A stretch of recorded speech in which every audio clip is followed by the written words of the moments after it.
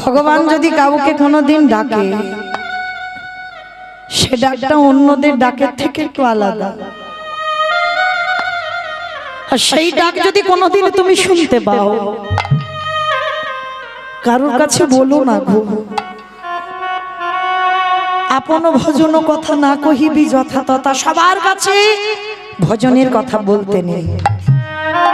তুমি যদি ভজনের মানুষ না পাও, সন্দীপনী মনি নিবেদন এখন করেনি, বসে কাঁদছে, আর এদিকে ভগবান দুয়ারে এসে ডাকছে। মনে মনে চিন্তা করছে, তাই তো, এমন হৃদয় জুড়ানো ডাক, এমন কণ্ঠস্বর তো কোনোদিন আমি শুনিনি। যেই না ওই পারসটা রেখে দরজায় এসেছে, এসে দেখেন আর চারজন বৈষ্ণব দাঁড়িয়ে আছে। আমার ধরে ধরতে পারলো না, চিনতে পারলো না। অত সোজা নয়, ভগবান তোমায় ধরা দেবে অত সহজে। হয়তো ভগবান সর্বদাই তোমার কাছে আছে, তুমি চিনতে পারো না, তুমি ধরতে পারো না। আর মনে রাখবে মা, ভগবান সব সময়, বেশিরভাগ সময় এমন বেশ ধরে আসবে যাকে দেখলে তুমি ঘৃণা বোধ করবে। আচ্ছা বলো তো মা, আগে অতিথি সেবা না আগে ভগবান সেবা? অতিথি জানি সবাই, মানি কজন? দুপুরবেলা খেতে বসেছ, কোন ভিক্ষুক এসে বললো, মা কদিন ভালো করে খাওয়া হয়, বাড়ির সবার খাওয়া হয়েছে, তোমার মতো ভাত ডাল পড়ে আছে। কোন ভিক্ষুক যদি এসে বলে, মা দুটো খেতে দিবি? বলো তো দেখি, না খেয়ে কি তাকে খেতে দেবেন? তেমন মানুষ জগতে খুব দুর্লভ। বেশিরভাগ মায়েরা বলে ওঠে, আমার হাত জোড়া, তুমি অন্য বাড়ি দেখো। একেবারে খাবার টাইমে তোমার আসতে হলো, এখন দিতে পারবো না, তুমি অন্য বাড়ি যাও, যাবার সময় দুটি চাল ডাল নিয়ে যেও, এখন আমি খেতে বসেছি। চরণ ধরে নিবেদন, অনেক সৌভাগ্যের ফলে তবে তোমার দুপুরবেলা খাওয়ার সময় অতিথি আসে।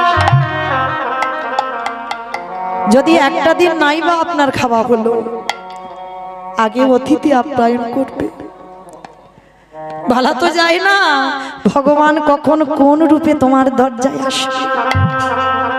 আর ভগবান যদি একবার অতিথি হয়ে তোমার দুয়ারে এসে বহির্মুখ হয়, কোটি কোটি জনমের ভজন সাধন সব তার পিছনে চলে। কোটি কোটি জনম ধরে যে সৌভাগ্য অর্জন করেছো, সেই একজন অতিথির পিছনে চলে যাবে। ওই জন্য সবার আগে মা অতিথি সেবা করতে হবে। অতিথি কাকে বলে? যার তিথির ঠিক নেই, সে দিনক্ষণ দেখে আসবে না। সে তোমাকে ফোনে নিমন্ত্রণ পেয়েছে তবে আসবে, ফোন করে আসবে না। অতিথি তাকেই বলে যার কোনো তিথি জ্ঞান থাকে না। তো আজকে চেষ্টা করবেন মা, দুয়ারে কেউ এলে সবার আগে একটু বসবার জায়গা দিয়ে, সবার আগে একটু পিপাসার জল তাকে দেবেন। তো আজকে সন্দীপনী মনি এসে দেখছে চারজন বৈষ্ণব, আর চারজন বৈষ্ণবের চরণ যুগল ধৌত করেছে। আর ভগবান কেমন ছলনাময় দেখো, কাঙালের মতো আঁচলটা পেতে বলছে, মনিবার কিছু খেতে দিতে পারবে আমায়? 3 দিন হয়ে গেল গো, কিছু খেতে পাইনি। হায় রে, যার আছে ভগবান তার বাড়ি যায় না, আর যার কিছু নেই যে দিন আনে দিন খায়। ভিক্ষায় গেলে খাওয়া, আর ভিক্ষায় না গেলে খাওয়া হয় না। ভগবান তার ঘরে গেছে। মনে রেখো মা, ভগবান তো বড় লোকেদের হয় না গো। এ জগতে যার যত তালা বাড়ে তার তত জ্বালা বাড়ে। ভগবান তাদেরই হয় যারা জগতে দিনহীন পথের ভিখারি কাঙাল। ভগবান বলে, এ জগতে কৃষ্ণ ভক্ত যারা হয়, যে করে আমার আশ তারে করি সর্বনাশ নয়। ভগবান জীবনে ভক্তের সর্বনাশ করে না। আমরা কীর্তনিয়ারা বলি ভুল, আর আপনারা শুনে যান ভুল। সর্বনাশ করে কোনদিন ভগবান? ভক্ত তো তার প্রাণ, ভক্ত তো তার জীবন, ভক্ত তো তার সব। ভক্ত যদি তার সব হয়, ভক্তের সর্বনাশ কোনদিন ভগবান করি? যে করে আমার আশ তারে করি সর্বনাশ। সর্বনাশ বানান আলাদা, সব নাশ বানান আলাদা। ভগবান কৃষ্ণ ভক্তের আগে সব নাশ করে। কি নাশের কথা বলল? আত্মীয় পরিজন বন্ধু বান্ধব,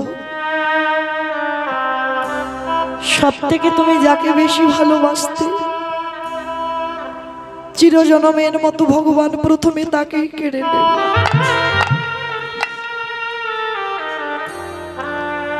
ভগবান বললেন, যাকে আঁকড়ে তুই কৃষ্ণ ভজনের সর্বস্ব দিতে পারছিস, সবার আগে আমি তাকে কেড়ে নেব।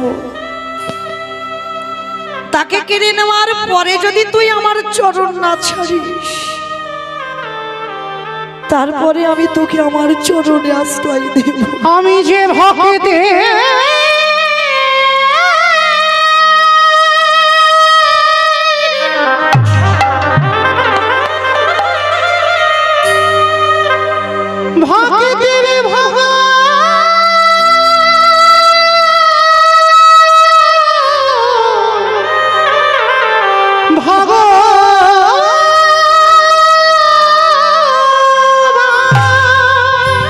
সবকিছু কেড়ে নেব তোর কাছ থেকে। ওই ভক্ত ছাড়া আমি তো কিছু জানি না। তাই তো যুগে যুগে ভক্তির কাছে ছুটে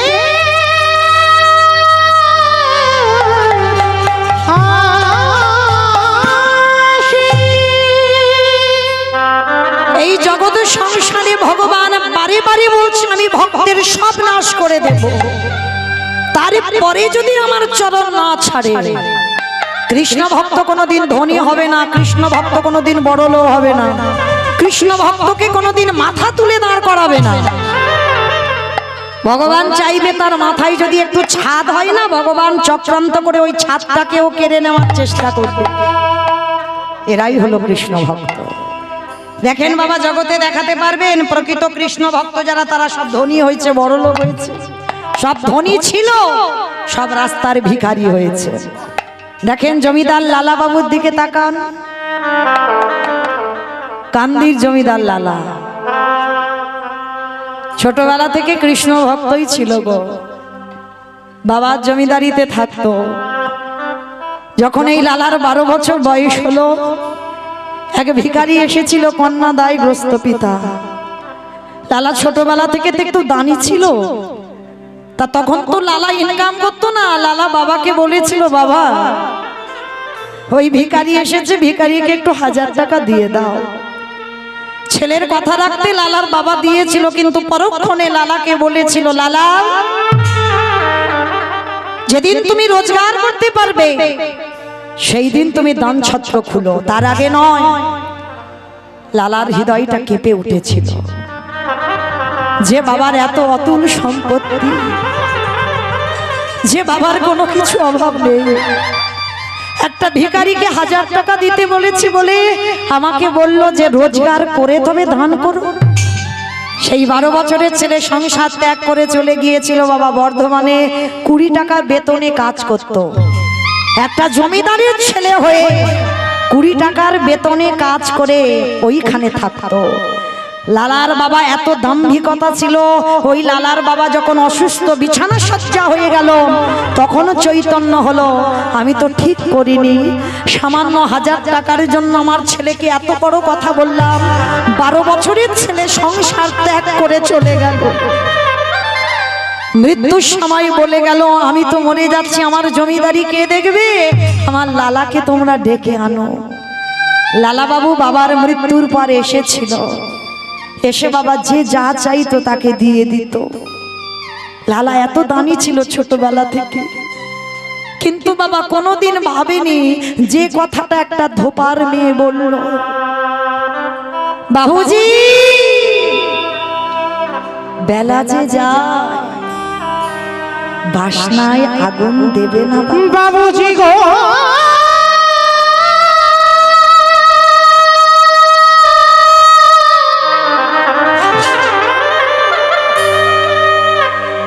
বেলা চলে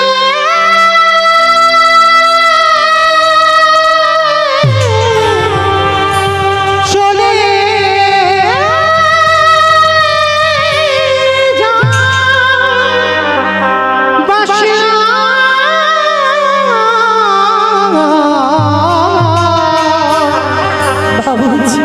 বাসে না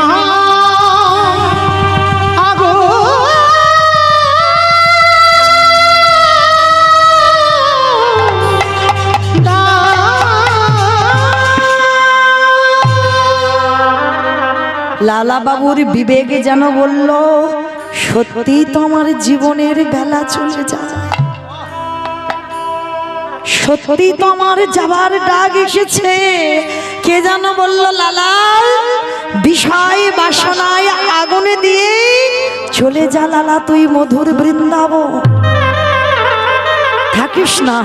এই রাজ সুখে কৃষ্ণ ভজন হবে না, রাজ ঐশ্বর্যে কৃষ্ণ ভজন হবে।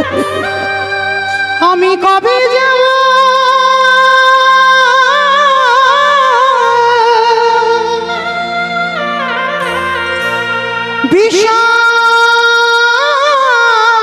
বিষয় ছেড়ে মধুর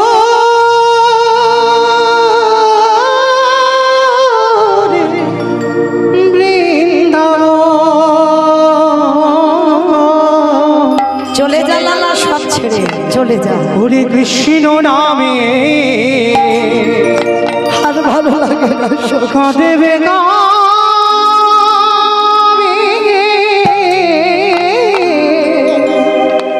আমার পোড়াম।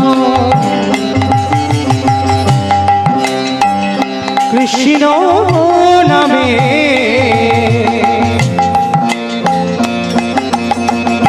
কাঁদেবে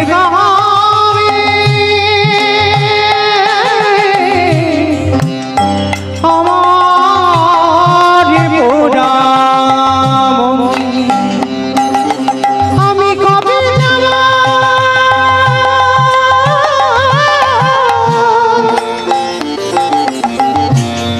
বিষয় ছেড়ে মধুর বৃন্দাবন। কৃষ্ণ নামে কাঁদেবে আমার পোড়াম। লালা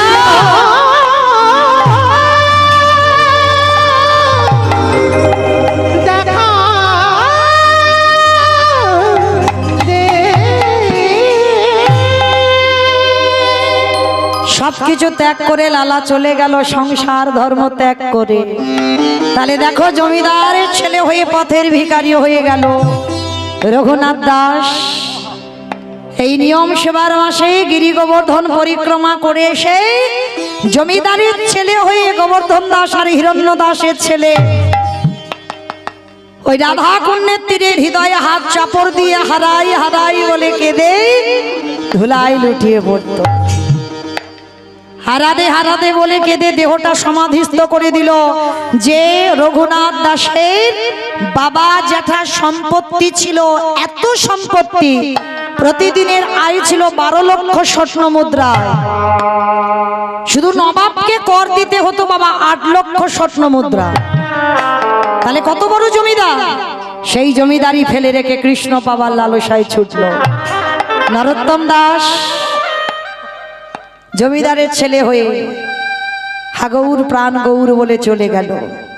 তাহলে দেখো এরা জমিদারি ত্যাগ করে পথের ভিখারি হলো, জগৎকে শিক্ষা দিল।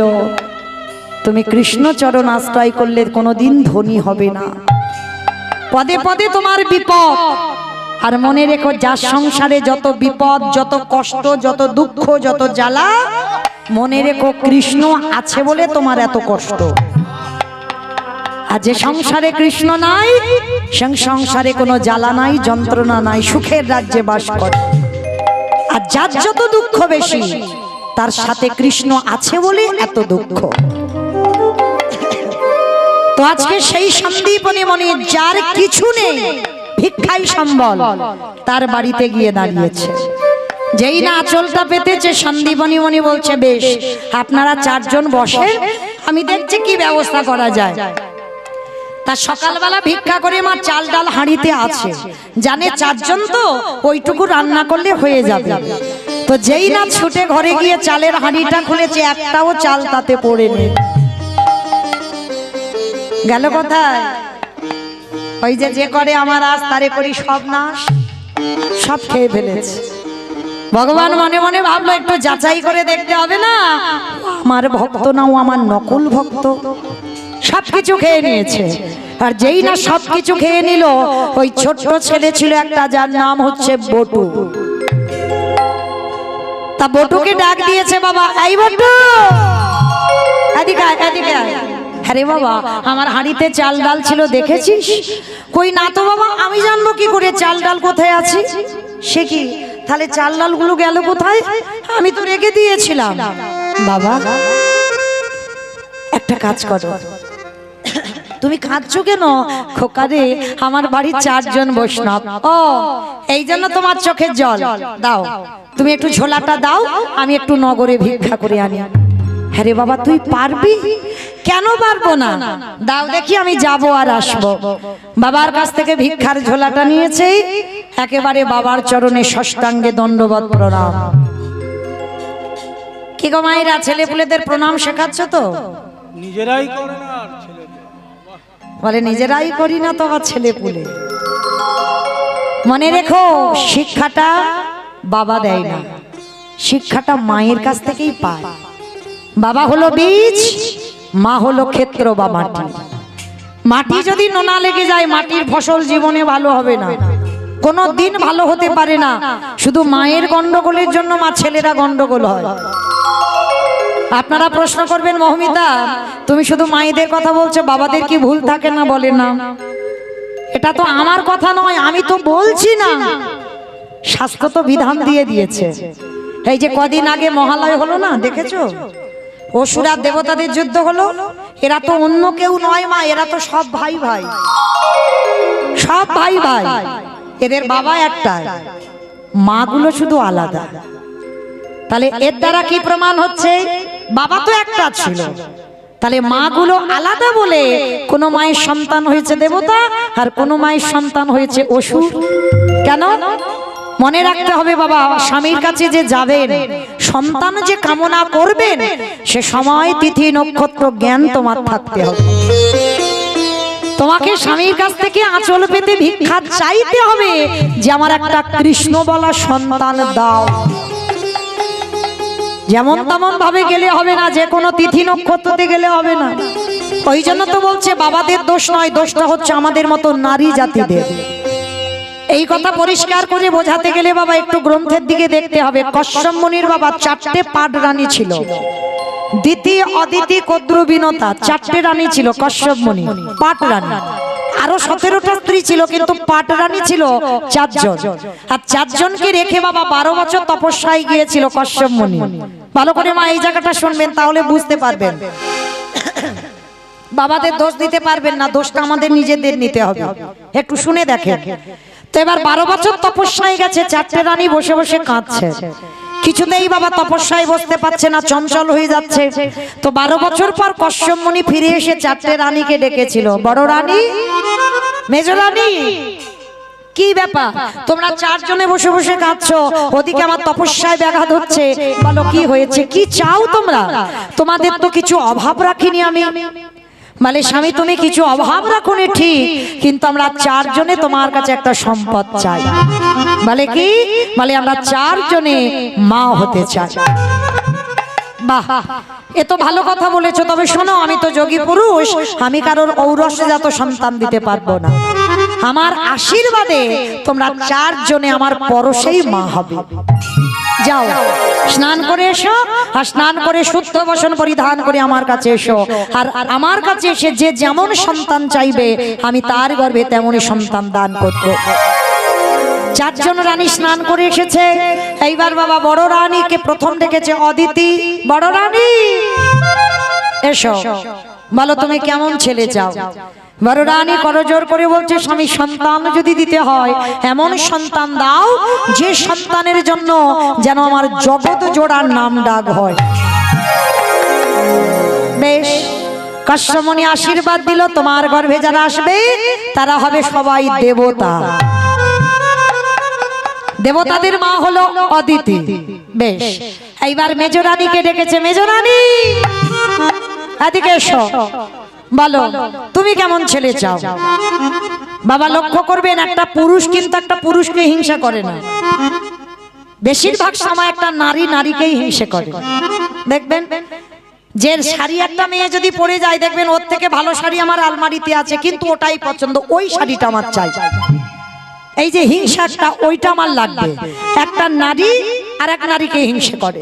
তো যেই না অদিতিকে দেওয়া হয়ে গেল, মেজরানী এসে রেগে গিয়ে বলছে, আমি আর কি চাইবো? তুমি তো মাথাটা বড়দিদিকে দিয়ে দিলে, আমার ভাগে আর ভালো কিছু আছে? আরে বাবা, তুমি রেগে যাচ্ছ কেন মেজরানী? বলো না তুমি কেমন সন্তান চাও। ঠিক আছে, যদি দিতে হয় আমার গর্ভে এমন সন্তান দাও যেন ওই বড়দিদির সন্তানের থেকে আমার সন্তানরা দ্বিগুণ শক্তিশালী হয়। যেই না কথাটা বলেছে, সঙ্গে সঙ্গে কাশ্যপমুনি হেসে বলে উঠলেন, বাহ, দেখো মেজরানী, এক নারীর হিংসায় জর্জরিত হয়ে তুমি সন্তান চাইছো, তোমার ছেলেরা বড়দিদির ছেলের থেকে আরো শক্তিশালী। বেশ, তাই হবে। তুমি যেমন ছেলে চাইছো তেমনই দেব। তোমার গর্ভে যারা আসবে তারা হবে সবাই অসুর। বাবা একটা, খেয়াল রাখবে, বাবা একটাই। তাহলে একজন রানী পেল দেবতা, একজন রানী পেল অসুর। এইবার 3 নম্বরের রানীটা তো সে পুড়ে যাচ্ছে, রাগে জ্বলছে। কারণ বড়দিদি মেজদিদি নিয়ে নিল, আজ তো সেজো জনে রেগে তো আগুনের মতো জ্বলছে। স্বামী ডাক দিয়েছে, কশ্যপ, ও সেজো রানী, বলো তুমি কেমন সন্তান চাও? সে তো রেগে লাল হয়ে মাথার কেশ এলিয়ে দিয়েছে, পরনের বসন লুটিয়ে দিয়েছে, এলু থেলু বেশ রাগান্বিত হয়ে বলছে, আমি আর কি চাইবো? তুমি তো বড়দিদি মেজদিদিকে দিয়ে দিলে ভালো ভালো, আমার ভাগে আর কিছু আছে? আরে বাবা, তুমি অত রেগে যাচ্ছ কেন? চেয়ে তো দেখো। ঠিক আছে, তাহলে দিতে যদি হয় আমার গর্ভে এমন সন্তান দেবে, আমার সন্তানকে দেখে শুধু বড়দিদির ছেলে নয়, মেজদিদির ছেলে নয়, আমার সন্তানকে দেখে গোটা পৃথিবীর মানুষ যেন ভয়ে থরথর করে কাঁপে। চমকে উঠল কশ্যপ। সেজরানী, তুমি এক নারীর হিংসায় জর্জরিত হয়ে তুমি আমার কাছে সন্তান চাইলে, তোমার ছেলেকে দেখে সবাই ভয় পাবে। হ্যাঁ, আমার ওই রকম ছেলে লাগবে। বেশ, তাহলে আশীর্বাদ দিলাম, তোমার গর্ভে যারা আসবে তারা সবাই হবে এক একটা সর্প। কদ্রুর গর্ভে বাবা জগতে যত রকমের সাপ, সাপেদের মা হলো কদ্রু মা। তাহলে দেখেন মা, লক্ষ্য করে, নারী কিন্তু সব, দেখতে নারী হলে হবে না, সবার চরিত্র ব্যবহার আলাদা। দেখেন, এতেই প্রমাণিত হচ্ছে বাবা একটাই। তাহলে 3 জনের 3 রকমের সন্তান চাইল। এইবার ছোট রানীটা সবার পিছনে দাঁড়িয়ে আছে, আর ওই রানীটা খুব আদরে, ছোট তো, কি জানো না, বিনতা। আদর করে ডাক দিয়েছে, অবিনয়, এদিকে এসো। এ কি, তোমার চোখে জল কেন? বুঝতে পেরেছি, বড়দিদি মেজদিদি শেষ দিদি চেয়ে নিল, তোমার ভাগে আর কিছু নেই, ওই জন্য কাঁদছো তো? না স্বামী, আমি ওই জন্য কাঁদছি না। তাহলে তুমি কাঁদছো কেন? তুমি কেমন ছেলে চাও?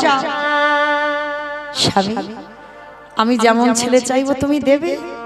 চরিত্র দেখেন, সব নারী তফাৎ কত? আমি ওই বড় দিদি মেজ দিদিকে দিলাম আর তোমাকে দেব না? বলো তুমি কেমন ছেলে চাও? ছোট রানী বলছে ওই রকম করে বললে হবে না, আমার কে স্পর্শ করে প্রতিজ্ঞা করো, আমি যেমন সন্তান চাইবো তুমি আমায় তেমন সন্তান দেবে। কশ্যপমণি বলছে আরে বাবা প্রতিজ্ঞা করার কি আছে, আমি দেব বললাম তো না, আমি যেমন ছেলে চাইবো তোমাকে তেমন ছেলে দিতে হবে। বেশ, কশ্যপমণি ত্রিসত্য অঙ্গীকারে আবদ্ধ হলো। এইবারে বিনতাকে দিয়ে বলল স্বামী গো, সন্তানে যদি দিতে হয় বড় দিদির মতো নয়, মেজ দিদির মতো নয়, শেষ দিদির মতো নয়, ও মা এর থেকে আরো ভালো ছেলে চাই। বেশ, বলো তুমি কেমন ছেলে চাও? আমায় বেশি বেশি সন্তান লাগবে না, তুমি আমার গর্ভে একটা সন্তান দিও। কে গো মা, সন্তান বেশি দরকার নেই, 10-এর যেন একজন হয়, একটা ছেলের জন্ম দাও, সে যেন 10 জনের একজন হয়ে দাঁড়ায়। সমাজে প্রত্যেকটা মানুষ যেন বলে এ সন্তানের মতো সন্তান জন্ম দিয়েছে, তাহলে 10টার দরকার নেই। আজকের বিনতা আমাকে দে বলেছিল বড় দিদি মেজ দিদির মতো আমার অত লাগবে না, আমার গর্ভে একটাই সন্তান দাও। স্বামী তোমার চরণে জানাইয়ে রাখলাম, যে সন্তান তুমি আমার গর্ভে দেবে সে যেন কৃষ্ণ বলে বলে কাঁদিতে পারে। তাই গৌর প্রেমানন্দে হরি বল।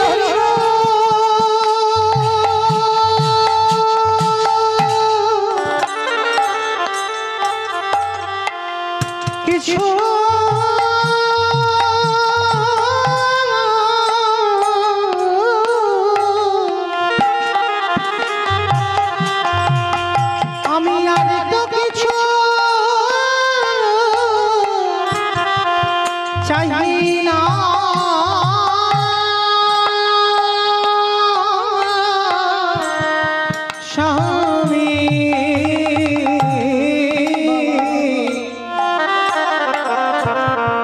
সে যেন কৃষ্ণ বলে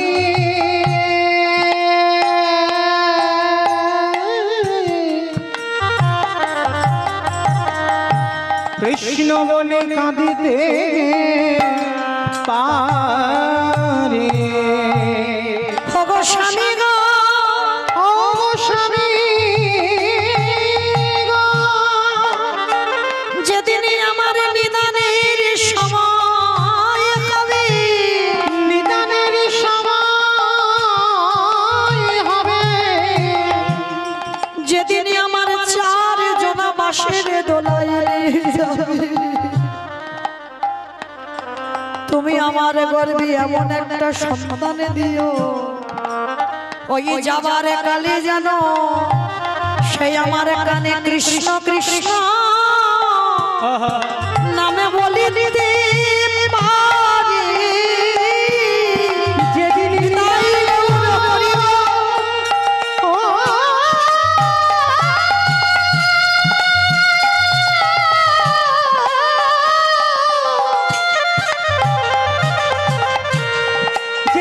আমার নিদান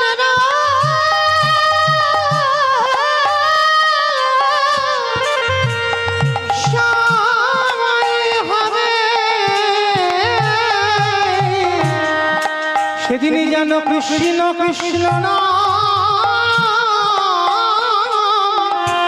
বলিতে পারে।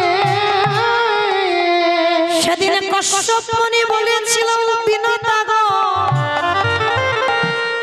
তুমি আমার বউ নয়, তুমি আমার স্ত্রী নও, তুমি হলে আমার সহধর্মিণী, তুমি হলে আমার ভজনের অধিকারী।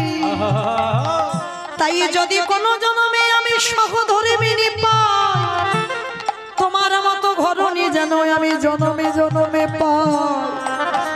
তাই আমি স্বামী হয়ে তোমার মাথায় হাত দিয়ে আশীর্বাদ করলাম, তুমি বেশি নয়, তুমি 2 সন্তানের জননী হবে,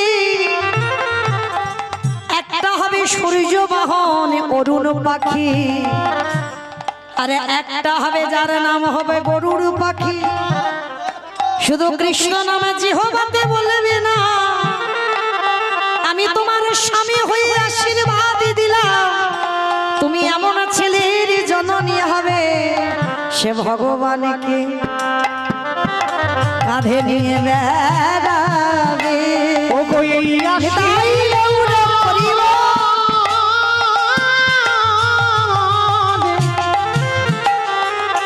ও গো এই আশীর্বাদ কোটি নামে তোমার, ভগবানকে কাঁধে নিয়ে বেড়াবে।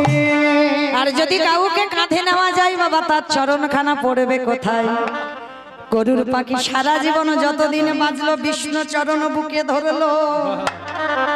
সেদিন বিনতা কেঁদে বলেছিল, স্বামী গো তোমার মতো স্বামী যেন জনমে জনমে পায়, তুমি যে আমার গর্ভে কৃষ্ণবালা পাখি দিয়েছ। তাহলে এইটুকু শুনে মা কি বুঝলাম?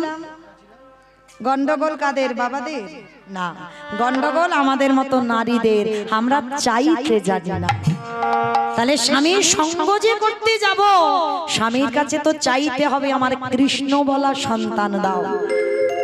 ওই দুজনে যদি নয়ন জলে ভেসে ভগবানের চরণ আশ্রয় করে যদি একটা পুত্র সন্তানের জন্ম দাও, সে সন্তান কোনোদিন অসৎ পথে যাবে না, সে সন্তান কৃষ্ণ বলা সন্তান হবে হবে হবে। নিতাই গৌর প্রেমানন্দে। হরি বল হরি বল।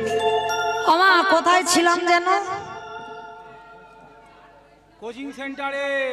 ওই দেখো নাকি কোচিং সেন্টারে ছিল। লীলাই কোথায় ছিলাম?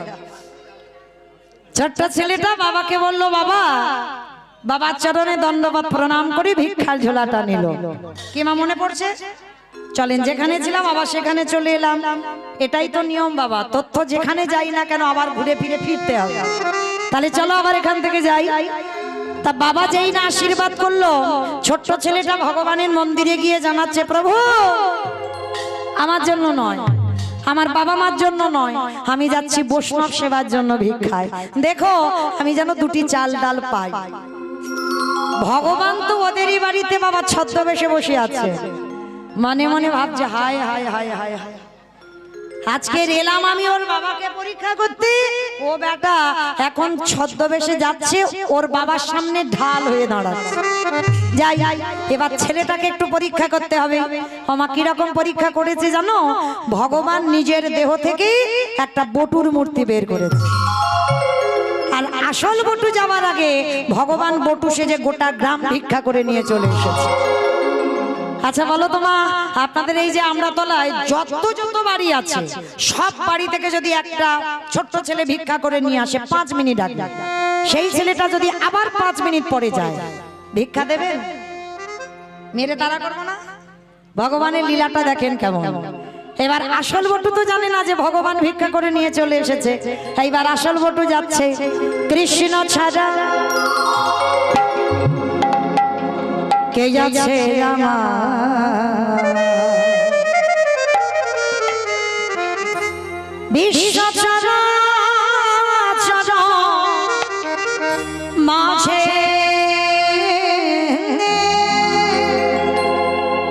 বিশ্ব চরাচর মাঝে কৃষ্ণ ছাড়া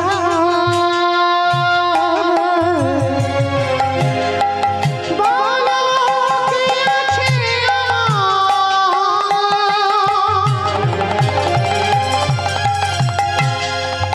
বিশ্ব চরাচর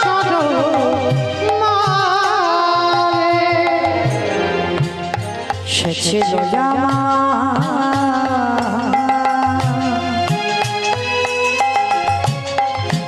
দুঃখ সুখের বন্ধু,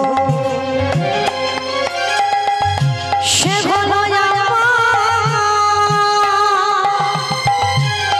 ভাব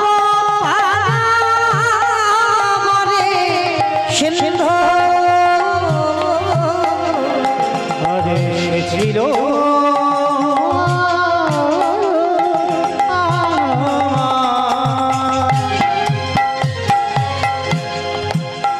দুঃখ সুখের বন্ধু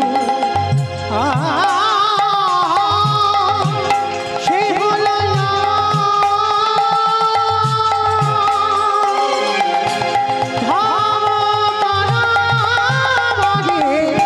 সিংহ তার নাম ভুলিতে কি পারি, তার নাম ভুলিতে কি পারি, ও তার নাম ভুলিতে কি পারি। বিশ্ব চরাচর মাঝে নিতাই গৌর প্রেমানন্দে হরি বল, হরি বল, হরি বল। মাঝে দেখা দে দেখা দে দেখা দে। যেই না ছোট্ট ছেলেটা ব্রজমাদের ঘরে গেল, সমস্ত ব্রজমায়েরা বেরিয়ে এসে বলে বলেন, সকালবেলা তোর বাবাকে ভিক্ষা দিয়েছি, তুই 5 মিনিট আগে ভিক্ষা করে নিয়ে গেলি, আবার আবার তোর বাবা তোকে পাঠিয়েছে। দেখাচ্ছি মজা তোকে, দাঁড়া দেখাচ্ছি। সবাই মিলে বেতের বাড়ি নিয়ে 5 বছরের বটুকে বেত্রাঘাত, দূর হয়ে যা, বেরিয়ে যা, দূর। কৃষ্ণ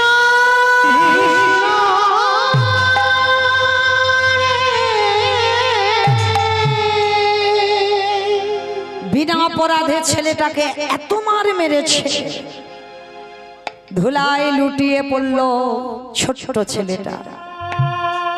কৃষ্ণ